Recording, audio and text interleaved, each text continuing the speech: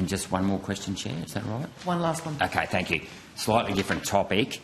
I want to talk about charging stations, and I know that we've got a, the target's been withdrawn, but I think we're looking at about a 5% take-up in EVs by 2030 of our vehicles. So let's say there's 20 million cars on the road, about 5%. We're going to have about 1 million cars on the road by 2030, EV cars on the road by 2030.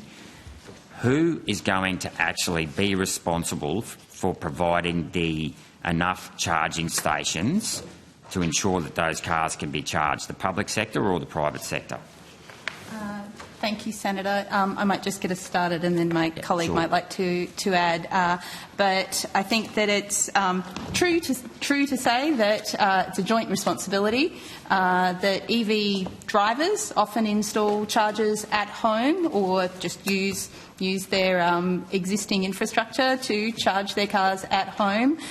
For publicly accessible charging stations, we're already seeing a mix of public and private solutions. So some businesses, including petrol stations, are installing EV chargers to attract that growing segment of vehicles, and we're seeing public investment both at the national level as well as states and territories and local governments in public access charging infrastructure as well. Okay, thank you. I'll actually put a question to the Minister. In regards to, say, private dwellings, similar topic, private dwellings. Yeah, but the time frame. Some of the feedback I'm getting from people who own apartment blocks is that EV users are using the general plug in the parking basement, so the body corp's paying for the power rather than the individual, and they're getting a little bit frosty about the idea that they're paying for someone else's energy.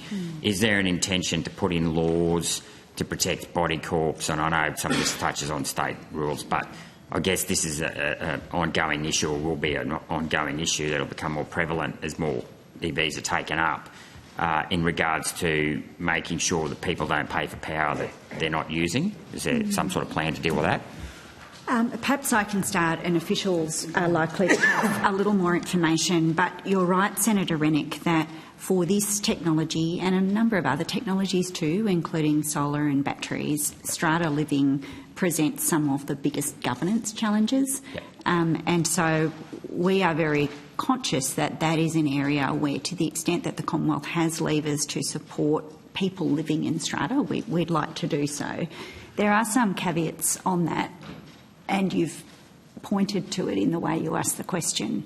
The laws that govern strata do sit with the states and territories, and many of them have started thinking about that. I know in my home state of New South Wales there is a guidance issued to stratas about the options available for them to deal with the circumstances you describe. And there are different models that a strata committee might choose to manage that situation. But it is one of the more complex governance areas. It's not really restricted to these technologies, actually. The governance issues for strata are complex right across the board, if we're honest. But please. And probably Matthew Ryan, Branch Headland Transport Branch. One thing, a piece of work we committed to under the National Electric Vehicle Strategy is to look at the charging in multi-dwelling apartments. So we've been working over the last 3 to 4 months to put together pieces of work. It is a little bit difficult because, as you've alluded to and others, it's different state by state, having different challenges depending on the strata law, but we're looking to provide some consistent advice across each of the jurisdictions, and we're working with the states and territories as well as some of the industry groups like the associations look after renters or owners in multi-dwelling establishments, to put together some advice what might be the way you could approach it, and some of the common things we're seeing that have been pitfalls for people and how to approach them and get over them, whether it's just a PowerPoint or a big charger that you want to put in to be able to charge your EV, or some of the access issues with just the cabling and that in some of the... Actually, I'll finish that with a comment, but insurance is another thing, because you've got to pay more insurance if you've got EVs, and then there's a barney over that, but I'll leave that as a comment. Thank you. Thank you.